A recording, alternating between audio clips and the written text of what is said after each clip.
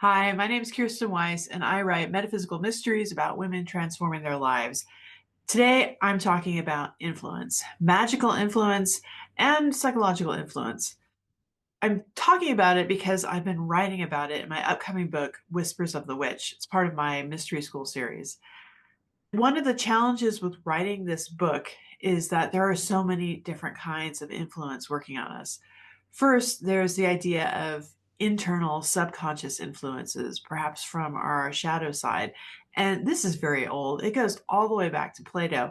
In fact, the chariot card in tarot is based on the idea of Plato's chariot, which compares the soul to a chariot being pulled by two horses. And one horse wants to pull down towards the earth, and the other horse wants to pull up towards the heavens.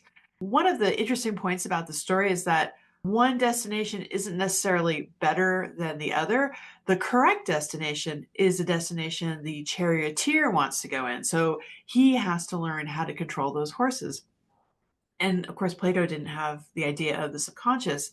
But now that we do, we can see that this applies because our subconscious is influencing us. And sometimes it's influencing us against what we really want to do and what we know is right for us. I mean, simple example, I'm trying to lose weight right now. My subconscious really doesn't want to do that. It's causing all sorts of problems for me. Basically, if you find yourself running into the same problem over and over and over again, that is probably a subconscious influence at work, possibly your shadow self. And then there's the idea of external influences. And on a very simple level, we're always influencing each other, and sometimes in ways we don't understand.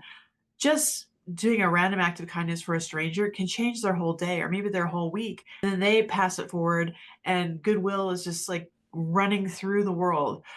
On the other hand, if you flip somebody off on the freeway, that can ruin somebody's day. It doesn't do a whole lot for you either, although it might be satisfying in the moment.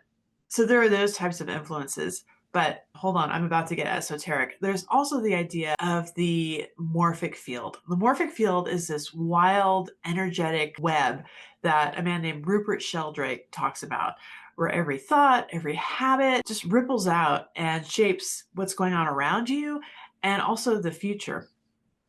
It's kind of like a cosmic memory bank. But it's also just plain ordinary reality again, because the things we say and do affect others. The difference with the morphic field is the things that we think are affecting others as well.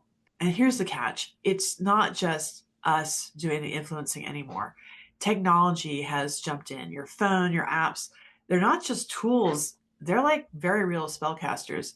And you can look at that as a metaphor or not, but the fact is they do enchant us, because the word enchant literally means to captivate or charm someone or something, often with a sense of delight or fascination. But here's what's disturbing. Fear is a lot more effective for grabbing and keeping our attention. And that could be a simple FOMO, fear of missing out, or it could be something a lot darker, like the fears that politicians and corporations are working on us.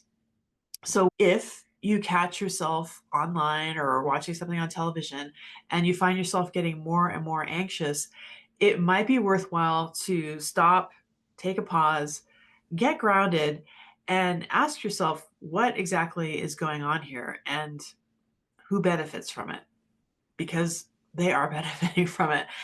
Algorithms are designed to hook your attention for a reason, because your attention is valuable. Ever wonder why you pick up your phone and you think you're just going to be on it for a minute, but then you look up and an hour's gone by?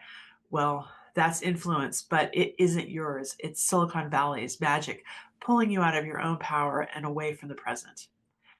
Your attention is so valuable, Silicon Valley doesn't care if they're scrambling your brain. If you want to get more esoteric again, the morphic field gets muddy with all that noise. Your focus scatters, and so does your power. The notifications, the endless feeds, the targeted ads, they're all grabbing our attention and disrupting our sense of presence. And that is a real problem for us. Now, don't get me wrong, I'm not saying tech is evil. It's just a tool, and like any tool, it can be used for good or for bad. But keep in mind that tools have masters. And if we're not careful, we're handing our attention and our presence over to the machine. You should be the master, not the guys in Silicon Valley, not the corporations, not the politicians.